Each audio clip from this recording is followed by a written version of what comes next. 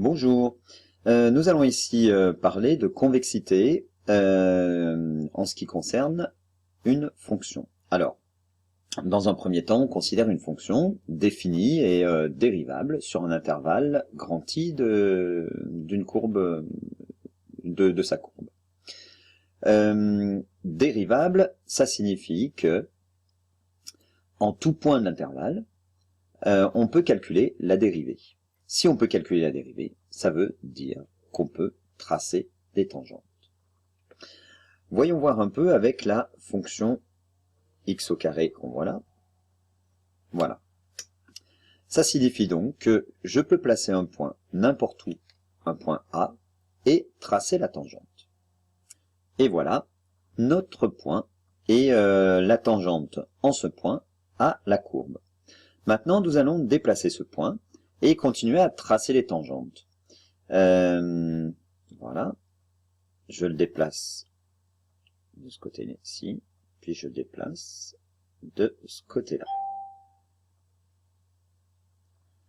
Magnifique. Hein, qu'est-ce qu'on observe? On observe que toutes les tangentes, puisque là, en l'espace de 2 minutes, j'en ai tracé des milliers, toutes les tangentes sont en dessous de la courbe. Eh bien, c'est ça la convexité. On va dire que lorsque sur un intervalle, les tangentes en tous les points de cet intervalle sont en dessous de la courbe, de la fonction qu'on est en train d'étudier, eh bien, la courbe est convexe sur cet intervalle. Prenons maintenant une autre courbe.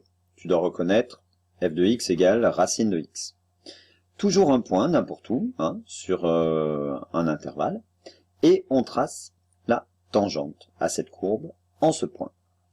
Je vais refaire la même chose, je vais déplacer ce point et tracer toutes les tangentes à chaque fois qu'on déplace ce point. On observe que toutes les tangentes cette fois sont au-dessus de la courbe. Eh bien, lorsque ça se produira, on dira que la courbe est concave, comme une cave. Voilà. Sur l'intervalle sur lequel on est sûr que toutes les tangentes sont au-dessus de la courbe. Et voilà, on peut le noter. Si la courbe CF est située au-dessus de chacune de ces tangentes, comme c'est le cas pour la fonction x au carré, ici à gauche, à ce moment-là, on dit que sur cet intervalle, la fonction est convexe. Dans le cas contraire, on dit qu'elle est concave. Que se passe-t-il maintenant si les tangentes, comme cette troisième courbe, qui est la courbe représentative de la fonction cube, la tangente traverse la courbe, à un moment donné. Donc les tangentes sont au-dessus de la courbe, puis il y en a une qui traverse la courbe et après elles sont en dessous de la courbe. Donc il y a un changement de convexité. D'abord la courbe est concave sur moins l'infini 0, puis après elle est convexe sur 0 plus l'infini. Et bien à ce moment-là, on dit que le point A, alors ici c'est pas le point A, mais d'une manière générale le point A, on va dire que le point A est un point d'inflexion. On dit que le point A est un point d'inflexion. Il y a un infléchissement de la courbure de la courbe et elle passe de concave à convexe ou de convexe à... Ouais.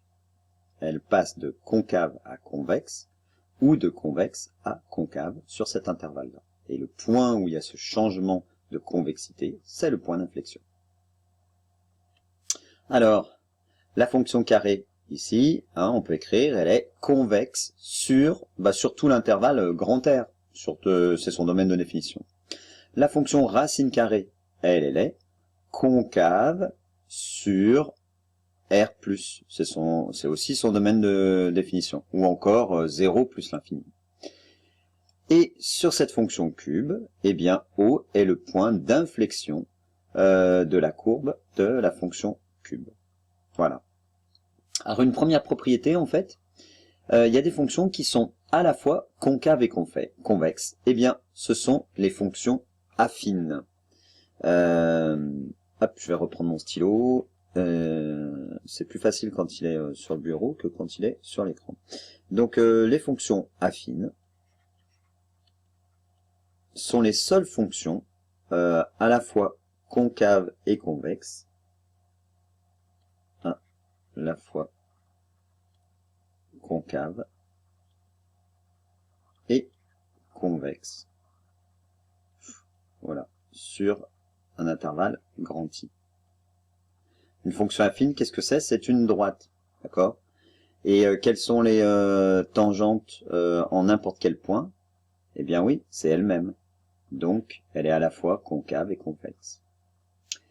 Pour t'en rappeler, joli sourire, les smileys. Voilà, les fonctions convexes, hein, celles qui rigolent, les voici, sauf pour les fonctions affines évidemment. Les fonctions concaves, bah, le contraire. Alors moi je vous dis aussi, il faut penser aussi à une cave, hein, une cave voûtée dans laquelle on met du bon fromage ou du bon vin, voilà. Donc tu retiens comme tu veux, mais tu retiens. Voilà. Eh bien, quelques petites propriétés maintenant. Les propriétés qu'on va énoncer sont aussi valables pour les fonctions concaves. D'accord? Voilà.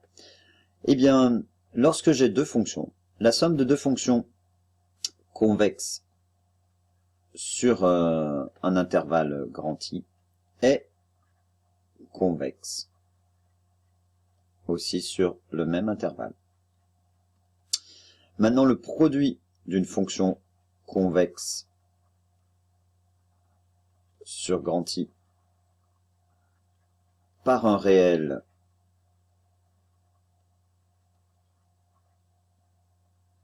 K positif, strictement, est une fonction convexe sur grand I. C'est-à-dire que, par exemple, la fonction x au carré, elle est convexe sur R, et bien la fonction 3x carré, 5x carré, 1 demi de x carré, elle va être aussi convexe sur grand R. Et puis l'opposé d'une fonction convexe est concave. Voilà. On a les mêmes propriétés avec donc les fonctions concaves. La somme de deux fonctions concaves sur un intervalle est concave. Le produit d'une fonction concave par un réel strictement positif est concave sur l'intervalle grand I. Une petite application, on va montrer que la fonction ax carré plus bx plus c est convexe si a est strictement positif et concave si a est strictement négatif. Eh bien, alors, tu vas pouvoir l'écrire, hein, on va utiliser les propriétés qu'on vient de voir.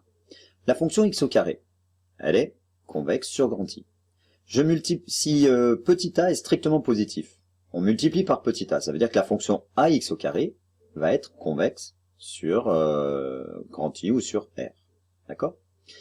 Puis maintenant, la fonction bx plus c, c'est une fonction affine, d'accord? Qui est à la fois concave et convexe. La somme de deux fonctions convexes sur un intervalle grand I est convexe sur cet intervalle. Donc, quand A est strictement positif, ax carré plus bx plus c, qui est une fonction affine qui est à la fois convexe et concave, eh bien, cette fonction va être convexe sur l'intervalle grand I. On fait la même chose avec si A est strictement négatif. Si A est négatif, eh bien, ma fonction qui est convexe devient concave. Hein. Moins 3x2, moins 3x2, hop, c'est une parabole comme ça, inversée, qui n'a pas le sourire. C'est le smiley comme une cave. Donc cette fonction, elle est concave sur l'intervalle grand I. On va l'ajouter à une fonction, on va faire la somme avec une fonction affine qui est à la fois concave et convexe sur cet intervalle. Donc, la fonction ax2 plus bx plus c va être concave sur cet intervalle. Et voilà. Si tu n'as pas eu le temps de prendre, voilà.